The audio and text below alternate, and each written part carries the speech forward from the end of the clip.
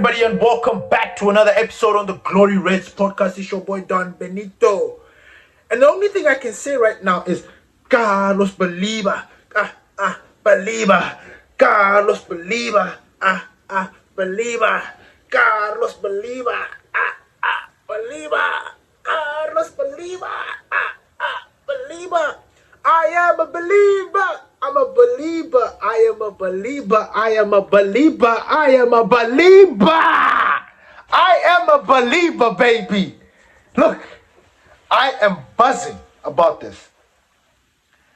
If there's somebody, and you guys know that watch this episode, you guys know, if there's one person that has defended Carlos Baleba, it is I. It is I. And you know what? Manchester United need to move as fast as lightning. They need to sign this player as soon as yesterday. I want to see a here we go. I know, because right now these are just discussions. Brighton, oh my days. Brighton might just pull another one out there. You know, they might just change the game and say, nah, look, we're not doing it. Anything can happen. But the sole fact that Manchester United are close, you know, the information that we're receiving, Manchester United is close signing Carlos Baleba. Man, it's music to my ears. I have defended this player with everything. And I know last season he had a bad season, but that didn't persuade me. Every player goes through that. Unless you are not, if you're not Cristiano Ronaldo or Lionel Messi, you are human. You have bad seasons, maybe even two. I've seen multiple players have that. Injury-plagued seasons, dip in form seasons. I've seen that. The only two that have not had that is Cristiano Ronaldo and Lionel Messi. They are the exception to the rule. Now, if you're not those two, you have bad seasons. And Carlos Baleba last season had a bad season. And you know what? I actually blame Manchester United for contributing to him having a bad season, because he was sure that he was going to be a Manchester United player. He was. He was sure. He pushed and pushed. Manchester United showed the interest, and then all of a sudden they pulled back. They're like, nah, we're not going to do it. What? That confused the boy. And you know what the crazy thing is? You guys think these guys are robots or something, like they're some sort of gods, or they've got no feelings, they've got no emotions. These guys are human beings. They go through disappointment just like everybody else. Have you ever seen when you've gone for an interview for a job that you want, and then they tell you that you don't meet the requirements, or you don't get that tender that you wanted, or you don't get that girl that you wanted? It hurts you, right? It puts you in a foul mood. Some people become depressed. Some people don't feel like living, or whatever you want to call it. But we are human beings. Disappointment is something that affects us all. Not only us mere mortals, but even the Premier League players. Premier League players even worse, because they're under the spotlight. So I am so happy about this deal, and I can guarantee you, I can sit here and say this with my chest, that Carlos Baleba is not going to disappoint you guys. You guys are going to sit there and be like, why didn't we move for this player soon enough? You guys are going to realize how amazing this player is. I love Baleba. I absolutely love Baleba. I won't lie. Like, Baleba to me he reminds me of N'Golo Kante. Really. And that is a big statement. That is what's the word that I'm looking for? Oh man. What's the word? Like, I'm trying to compare him, but at the same time, I'm giving him props. It's like paying homage to Carlos to N'Golo Kante, and then also, what's the bloody anyway? Carlos Baleba is two players in one. He is. He's got an engine for days. He can run until the cows come home. Oh my days, like, he's powerful, he's strong. He's got a left foot on him. Like, man, Carlos Baleba is the signing I've always wanted. This is a fantasy. You know, when you think, like, when you sit there and you're like, this player could be good for Manchester United, you know, like, individually. I mean, even you that's watching this, like, you've sat there also in your own time and thought about a player that you think would thrive at Manchester United or would do well at Manchester United, right? Maybe you've thought of, let's say, for example, like, okay, another example for me, another player that I would love to see at Manchester United is Endrick of Real Madrid. I've said this in this channel here, like, he's so old school. He is exactly what we need as a striker. I'm not saying that Sesko's not, but if he was at United, oh my God, I would be like, you know what, we're going to take over the world. I love Endrick. When I used to play, Endrick's style of play reminds me of me. Like, maybe that's why I connect with him.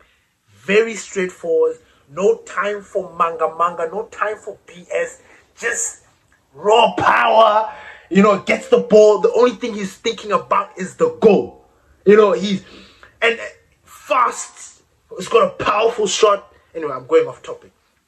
Carlos Baleba. That's the fantasy kind of thing that I'm thinking about. So I am buzzing about this. The only thing that I just want to see now is Manchester United actually getting the deal done, because that is important. We need to seal this deal. It's one thing announcing that we're very close, but it's another thing when we get that here we go, deals agree.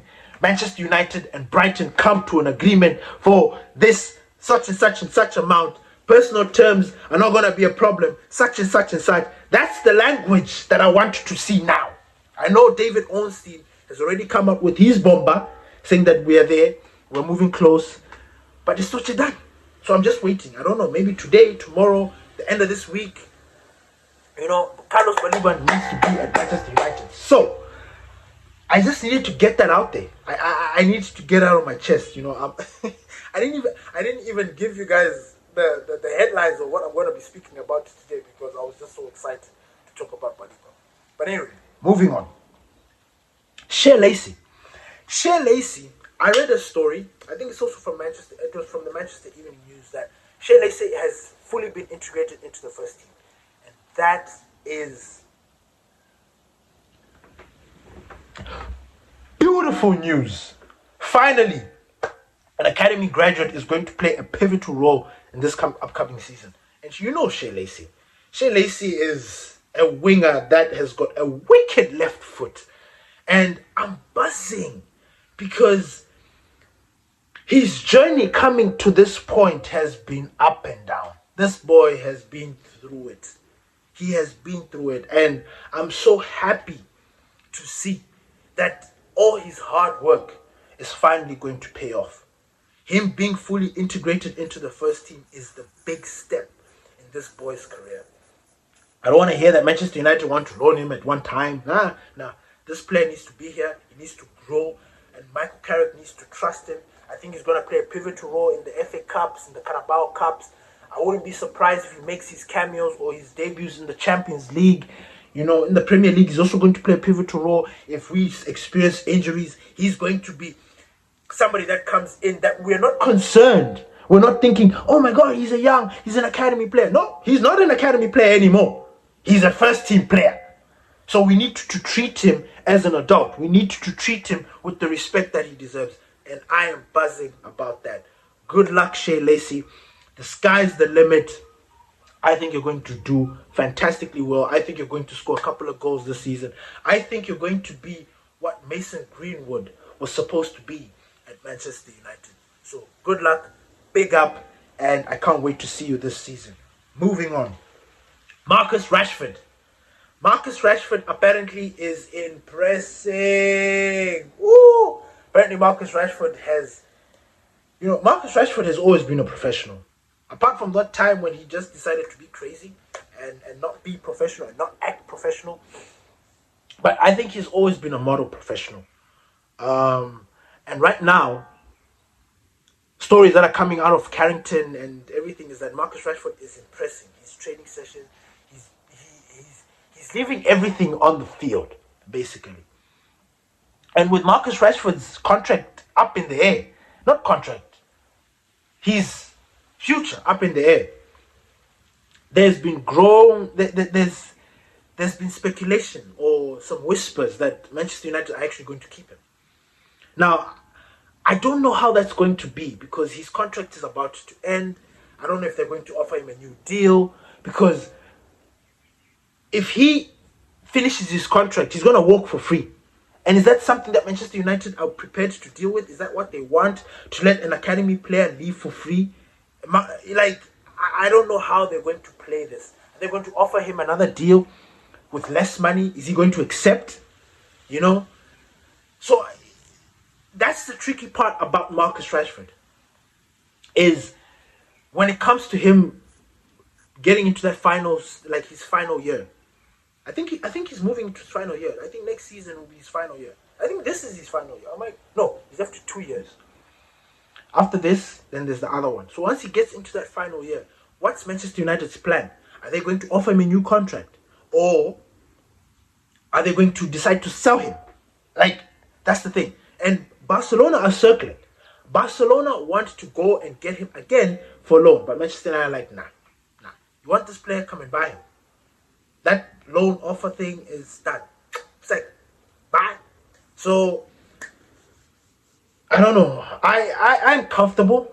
I mean, I'm willing to leave Marcus Rashford at Manchester United because of what we're about to experience this coming season. Next season, it's going to be crazy. The amount of games that we're going to be playing. And when I look at our squad, we need more depth. With Carlos Baleba coming in, we're going to strengthen our midfield. If Marcus Rashford stays, we've got Marcus Rashford and we've got Matheus Cunha and we've got Patrick Dorgu.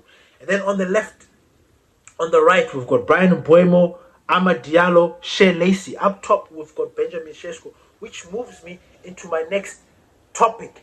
Manchester United are in for a striker. And this is crazy because me and D were literally having a conversation about this yesterday. We were busy going back and forth about what we think Manchester United are going to do. I was saying, like, look, I don't agree with what I think they're going to do. And what I thought they were going to do or think they're going to do is if they miss out on that striker, Brian Mbeumo and Matheus Cunha are going to be strikers that are going to help Benjamin Sesko. That's just how I see it. Matheus Cunha played as a striker for Brazil. I don't think that was unnoticed. I don't think Manchester United didn't see that. They saw that. He scored 3 goals or 4 goals in the World Cup. And he scored them as a striker. So that is something that they were thinking about. If they miss out, he's going to easily slot in there. Even though he's our left winger or he can be our number 10. And another player is Brian Mbeumo. Brian Mbeumo has played as a striker this preseason. He's done well. Even when Michael Carrick took over, Brian Mbeumo was the number 9. Before Benjamin Sesko was coming in as a substitute, he took over. But there was that sense of rotation. There was that fluidity, would move in and out, get into that channel. But he was playing or put on the starting lineup as a striker. So, I think with that regard, that's what me and D were debating about. And D was like, look, that's not fair. That's nonsense. We need to go and get another striker. We shouldn't be depending on players and getting people like Matheus Cunha and Brian Mbeumo, and which we were both on the same page. But I was like, until Manchester United come out and say that they're looking for a striker, that is exactly what we need to expect. I'm sorry. That's just how it is. That's how they... I mean, if you have not understood or studied your club by now, it is like that's how they do. You look, if we're not going to get the midfielders that we've got, let's just say in a parallel universe, let's say we didn't get Tielemans, let's say we didn't get Santos, right? And we've been delaying up until this moment. The transfer window is about to close. Midfielders, Bruno Fernandes was going to be a midfielder. Kobe Mainoo was going to be a midfielder. Mason Mount was already tipped to be a midfielder. We saw that. We saw that was what they were trying to do until he picked up his niggle. And that kind of confused everybody. That's just how they are. And we know that Mason Mount is an attacking midfielder. He's not there. Yes, he did a job in the last couple of games last season playing in the midfield. But that was not enough. We were not playing in a very congested schedule. No, we were not. We were playing every week, once a week, having enough time to rest. No pressure whatsoever. And again, they were not even taking it very seriously because they were taking in a lot of days off. Because I remember that game that we didn't play football for 24 days. These guys came back and they were so rusty. And I was thinking to myself, is this normal? Is this crazy? And then you guys were like, nah, they didn't get game time. And I'm like, that's bullshit. That's rubbish. These guys are playing one game. Now we're coming to this season. I told you, and I said it last season, I do not want to hear you guys saying, nah, there's not time to, we're playing multiple games. The boys are fatigued. I don't want to hear it. Because last season you guys said that they needed games to be match fit. This season, they're going to get those games. If they don't perform, I don't want to hear, they're fatigued. This. I don't want to hear it. I don't want to hear it. Anyway, so Manchester United are looking for a striker. Oh my God, I went so far around. Anyway, they're looking for a striker, and even a short-term solution has been spoken about. They also a loan deal is something that they're willing to entertain, because I don't think Benjamin Sesko alone is enough. The sole fact that he hasn't been able to play this entire preseason, moving into next season, which is starting this weekend, is he going to start? I don't think so, because he's not had the preseason. So it means that it's going to take a lot of time to come in. So who's going to fill in? Even the striker that we're going to bring in is probably going to need some time to acclimatize, and he might not even start. So there's just the whole thing. And which goes back into my point that it's going to be Mateus Cunha or Brian Mbuemo or somebody else. Wait. Moving on. The left back position is also hotting up. Manchester United, after announcing that they're going in for Carlos Baleba, in the same breath they were like, left back position needs to be strengthened. They finally heard our prayers. They've understood and heard the fans, which is something that I am really happy about. They want Lewis Hall. Lewis Hall wants Manchester United, but Newcastle are going to play hardball. You like it, you don't like it. Newcastle are going to be so stubborn. Now it's up to Manchester United to dig in as well and say, look, we want this player, we're going to get him, we're going to spend the money, you go get him, and you spend the money. But again, they've also come up with plan B, C. I spoke about David Raum from Leipzig the other day. He's an alternative to Lewis Hall, should we not get Lewis Hall. But another player that has been mentioned as a left-back option is Jorge Salinas from Racing Santander. Spanish fullback is somebody that Manchester United have, they've raised their eyebrows and thinking, hey, maybe he might come in and do a job here. Look, I'm all for bringing in Spanish players. I don't know why we don't have enough Spanish players in our team. But look, he's a fullback. We lost Carreras to Real Madrid. We sent him back, and do I regret that deal? To a certain extent, because he wanted to play for Manchester United, But if we get Jorge Salinas, I also don't know him that well, But I trust that they've done their due diligence on the player.